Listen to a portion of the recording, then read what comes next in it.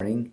It's Monday morning, August the 29th, 2022, and it's a pleasure to be able to share some thoughts with you from the scriptures today. I'm Pastor Mike Custer, the pastor of Bible Baptist Church in Grand Forks, North Dakota, and this morning we're going to read Proverbs chapter 27, verse 20. Proverbs chapter 27, verse 20. This verse says this: Hell and destruction are never full, so the eyes of man are never satisfied.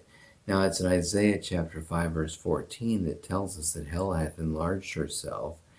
And what's the point of that? If hell is never full and hell is enlarging itself, it must mean that more and more people are going there, and perhaps more than it was originally created to accommodate. The Bible says that the Lord created hell for the devil and his angels, not for people. But so many people choose to reject Jesus Christ and reject his plan for their sin debt to be paid, that they choose instead to face the righteous wrath of God, the judgment of God for their sin, when it's not necessary.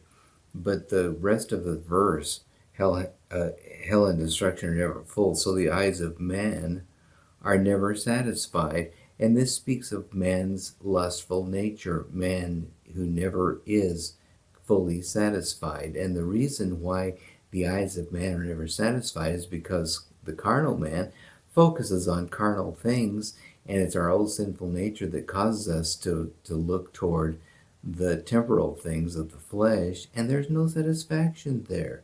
There's never going to be satisfaction in the temporal things. It's only eternal things that are invisible, that we cannot see with our eyes, that actually bring real satisfaction.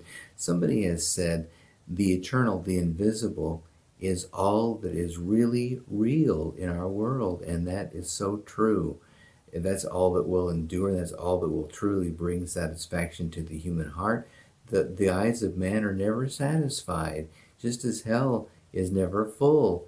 And these are terrible truths, but they are truths nonetheless, and they should cause us to look to the Lord for satisfaction and to entrust our eternal safekeeping with him, rather than looking to ourselves to find real answers, because we won't find them there. There aren't any answers in the flesh. There aren't any answers in the temporal realm, only in the eternal realm.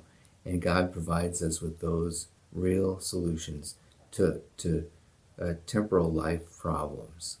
We should just trust him. Just look to him and trust him. Commit your way to the Lord. He's the only one that can bring true satisfaction to life. God bless you today.